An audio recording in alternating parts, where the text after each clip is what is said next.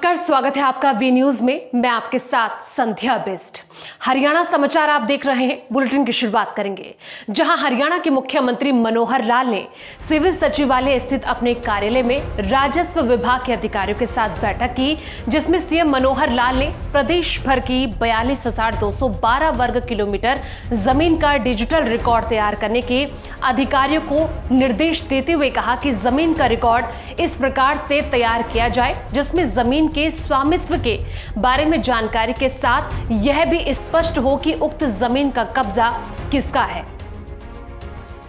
वहीं जिंद के पिलुखेड़ा में किसान महापंचायत का आयोजन किया गया, जिसमें किसान नेता गुरुनाम सिंह चडूरी ने सरकार पर निशाना साधते हुए कहा कि सरकार पंचायत चुनाव हार के डर से टाल रही है। साथ ही उन्होंने कहा कि जो किसान गेहूं की कच्ची फसल नष्ट कर रहे हैं, उन्हें ऐसा नहीं करना चाहिए। देखिए, वो शायद इस बात से डर रहे हैं कि हम घोषणा कर रहे हैं कि जो इस आंदोलन में साथ ना दे उसको वोट नहीं डालने। वो शायद ये सोच रहे हैं कि टाइम निकाल दिया जाए और टाइम निकाल के फिर चुनाव करवाए जाएं और फिर शायद उनके जीत जाएंगे। लेकिन इस किसान आंदोलन ने इतना रगड़ा बीजेपी को लगा दिया है कि ये पंचायत से लेके और एमपी तक के जो भी चुनाव लड़ेगी उसमें लोगों की नफरत झेलनी पड़ेगी इनको। उसमें इनका सुपना साफ होता चला जाए। उसने ये कहा था कि अगर जरूरत पड़ी तो बताओ अपनी फसलों को जला दोगे कि नहीं। अगर जरूरत पड़ी तो उसका केस था। अगर जरूरत पड़ी हम अपनी फसल कुर्बान कर देंगे।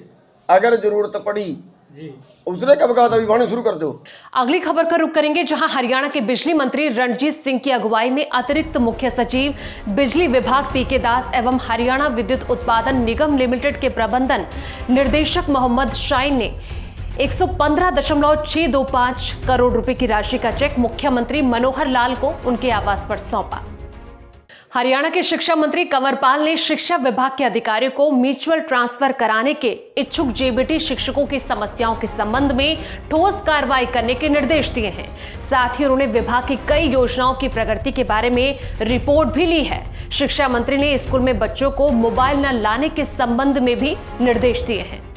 अगली खबर का रुख करेंगे जहां हरियाणा के सहकारिता मंत्री डॉक्टर बनवारी लाल ने हरियाणा राज्य सहकारी चीनी मिल प्रसंग लिमिटेड के अधिकारियों के साथ समीक्षा बैठक की। अधिकारियों को निर्देश देते हुए सहकारिता मंत्री ने कहा कि सरकारी चीनी मिलों में उत्तम गुणवत्ता से तैयार किए जा रहे गुड़ व शक्कर की बिक्री के लिए ऑनलाइन प्लेटफॉर्म वेबसाइट पर संभावनाएं तलाशी जाए ताकि उत्पादकों को ज्यादा से ज्यादा लोगों तक पहुंचाया जा सके।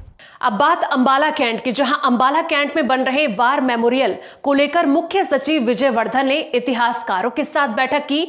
विजय वर्धन ने कहा कि इस वार मेमोरियल को आधुनिक तरीके से तैयार किया जाए।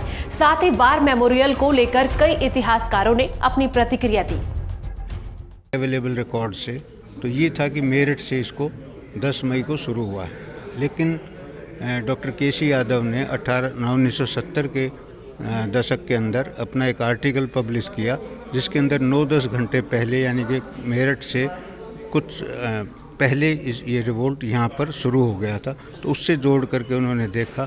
तो इसीलिए हम हरियाणा वासी और इतिहास के भारत के इतिहास में भी हम इसको अब दर्ज करते हैं कि मेरठ से जो पॉपुलर एक थॉट था कि मेरठ से हुआ है, वो उसको किस स्थान पर हम इसको अंबाला से माना जाने लगा। इसको इतिहासकार भी स्वीकार करने लगे कि ये योजना के बारे में मुझे मालूम पड़ा कि ये एक 1857 का वॉर मेमोरियल बनाने जा रहे हैं।